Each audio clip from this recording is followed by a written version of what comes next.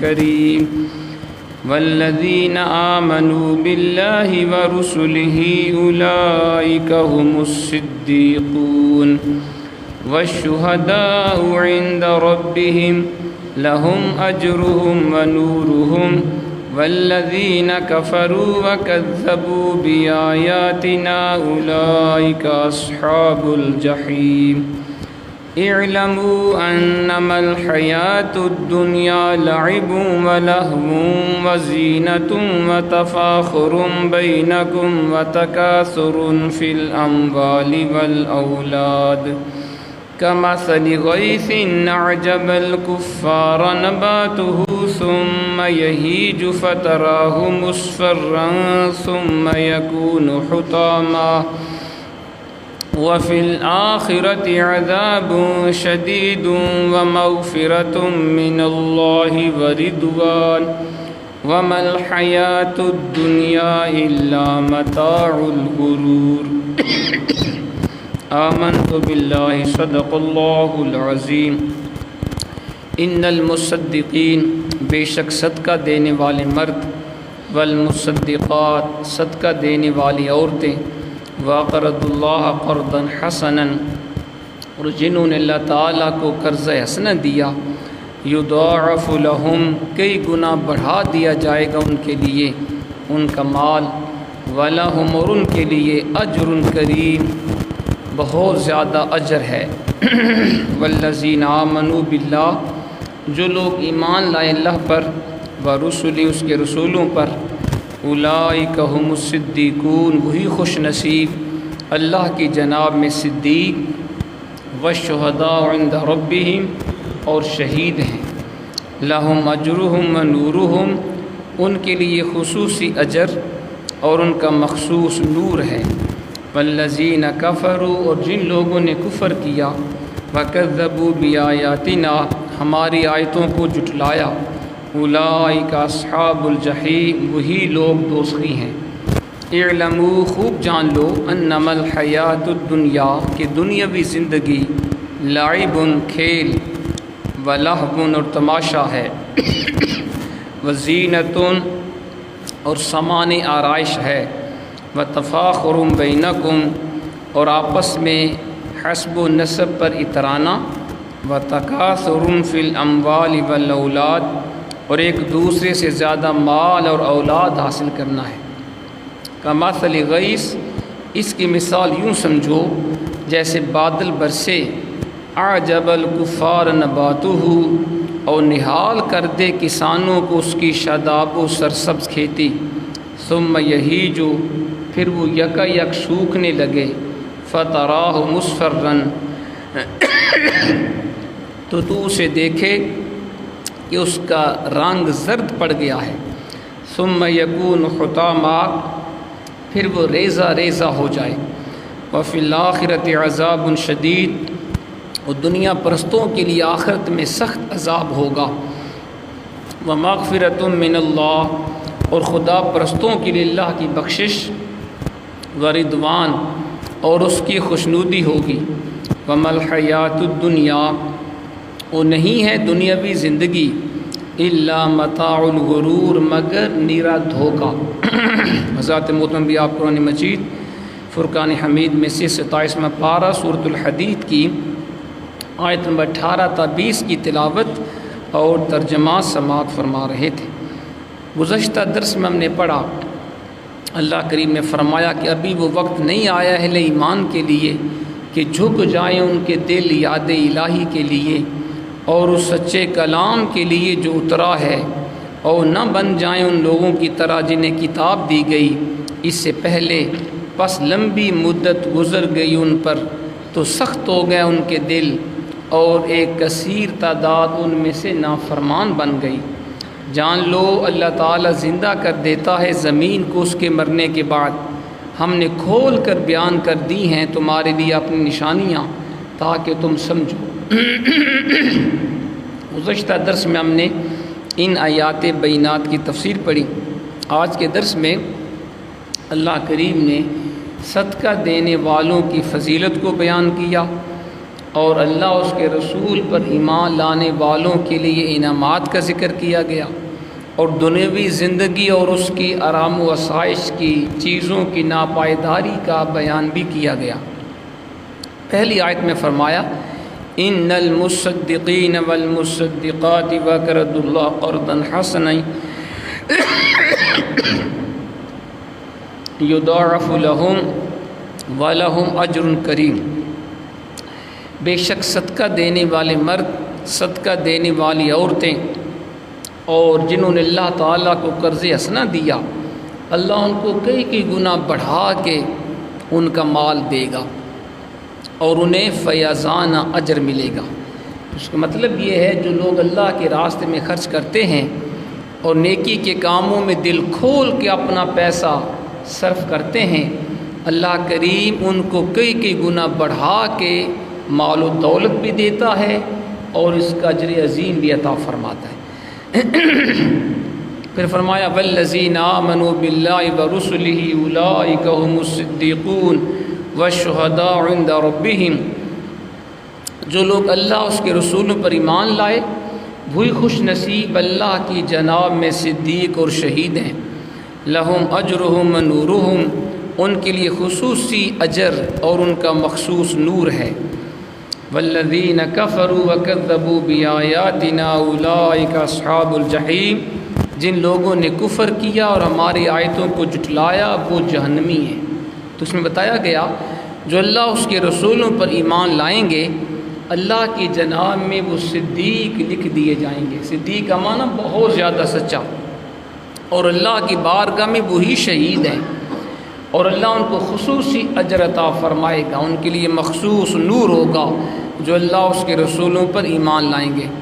اور جو اللہ اس کے رسولوں کا انکار کریں گے، ہماری آیات کو جھٹلائیں گے، تو وہی لوگ جہنمی ہیں۔ پھر آگے فرمایا اعلموا انما الحیات الدنیا لعب ولہو وزینۃ وتفاخر بینکم وتکاثر فی الاموال والاولاد، خوب جان لو دنیاوی زندگی محض کھیل تماشا اور سامان آرائش ہے، اور آپس میں حسب و نسب پر اترانا، ایک دوسرے سے زیادہ مال اور اولاد حاصل کرنا ہے۔ لوگ دنیاوی زندگی پر اس قدر فریفتہ ہیں کہ انہیں اپنی آخرت کو سنوارنے کی فرصت ہی نہیں ملتی، وہ اس کے لیے بڑی سے بڑی تکلیف بخوشی برداشت کرتے ہیں۔ دنیا کو بہتر بنانے کے لیے انسان تکلیفیں بھی اٹھاتا ہے، مشکلات کو بھی برداشت کرتا ہے، اس کے لیے قانون شکنی، ملت فروشی، وطن سے غداری کا ارتکاب کرنے سے بھی انسان باز نہیں آتا۔ اس آیت میں ان کی اس کم ظرفی اور کم عقلی پر انہیں متنبہ فرمایا جا رہا ہے۔ دنیاوی زندگی کے دامن میں جو رنگین کھلونے ہیں ان میں سے ایک ایک کا اللہ کریم نے ذکر کر دیا، پھر انسان کو جھنجھوڑا اور اس سے دریافت کیا کہ ان کھلونوں میں سے کوئی کھلونا اتنا قیمتی ہے کہ اسے اس کی زندگی کا حاصل قرار دیا جا سکے؟ اگر نہیں تو پھر قرین دانش مندی یہ ہے کہ انسان اپنے طرز عمل پر نظر ثانی کرے۔ فرمایا دنیاوی زندگی عبارت ہے لہو و لعب سے، جو بچوں کا کھیل ہے۔ دنیاوی زندگی کیا ہے؟ یہ کھیل تماشا ہے، جیسے بچے کھیلتے ہیں، ایک شے سے کھیلیں گے کل اسی کو گرا دیں گے۔ زینت و آرائش سے، جو عورتوں کا شیوا ہے۔ دنیاوی زندگی کیا ہے؟ یہ زینت و آرائش کا نام ہے، اور زینت و آرائش کرنا عورتوں کا شیوا ہے۔ تفاخر و تکاثر سے، جس میں احمق اور نادان ہی اپنے آپ کو مشغول رکھ سکتا ہے۔ یعنی زندگی کیا ہے؟ فخر کرنا، مال کی کثرت کرنا، مال کو جمع کرنا، یہ زندگی ہے۔ اے بندہ مومن، تیری زندگی بڑی قیمتی ہے، اسے بچوں کی طرح لہو و لعب میں مت برباد کرو۔ تیری ذات خود بڑی حسین و جمیل ہے، تجھے ان عارضی آرائشوں کی ضرورت کیا ہے؟ فارسی کا یہ بڑا پیارا شعر ہے جی فارسی کا، کہ حاجت مشاطہ نیست روے دل آرام را۔ جو بندہ خود ہی حسین و جمیل ہو اسے کنگھی اور ظاہری آرام اس کو آرائش کی ضرورت نہیں ہوتی۔ خوبصورت انسان سب کو دکھائی دیتا ہے یہ بندہ حسین ہے، اسے میک اپ کرنے کی بھی ضرورت نہیں ہوتی، تو فرمایا تجھے اپنے آباء و اجداد پر، اپنے حسب و نسب پر فخر کرنا زیب نہیں دیتا، تجھے ہر وقت اپنے اعمال حسنہ میں اضافہ کی طرف متوجہ رہنا چاہیے، تاکہ تیرے حسن عمل سے تیری ذات ہی نہیں،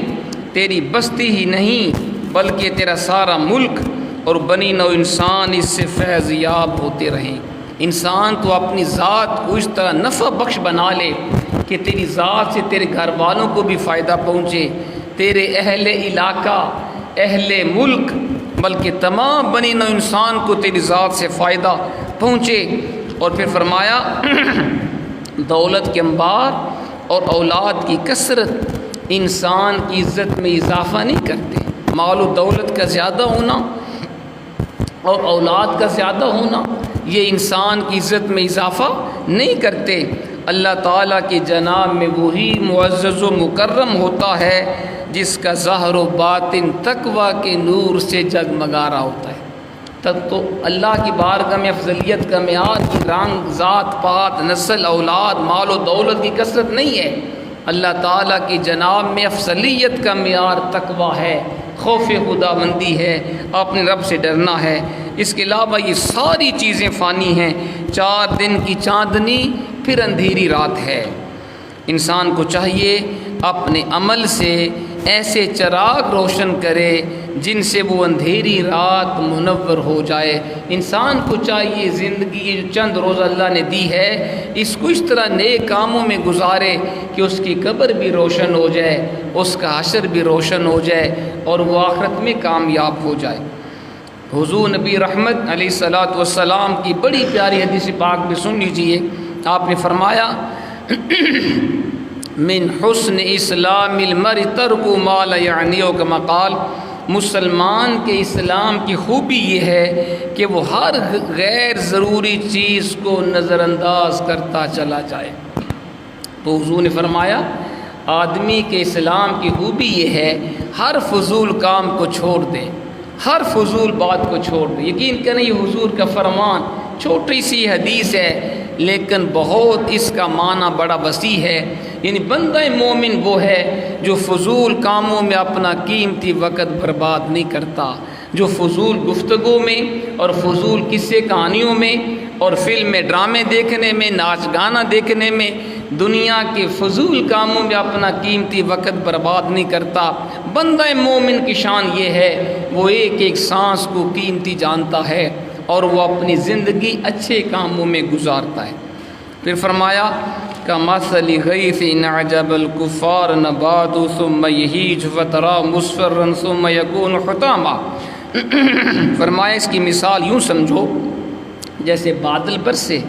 اور نہال کرتے کسانوں کو اس کی شاداب و سرسبز کھیتی، پھر وہ یک سوکھنے لگے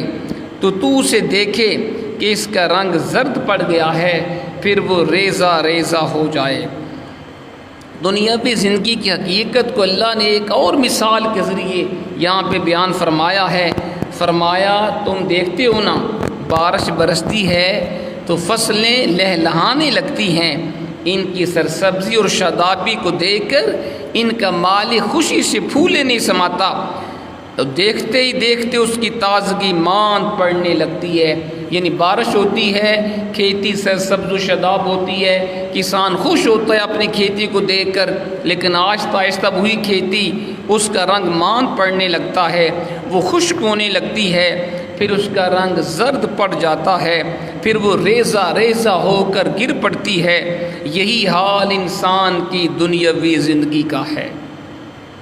جب عہد شباب کا آغاز ہوتا ہے، جب انسان جوان ہوتا ہے تو اس کا چہرہ دلکش، جسم قوت و توانائی سے بھرپور، انگ انگ سے زندگی پھوٹ پھوٹ کر باہر نکل رہی ہوتی ہے۔ جب جوانی بڑھاپے کی طرف بڑھتی ہے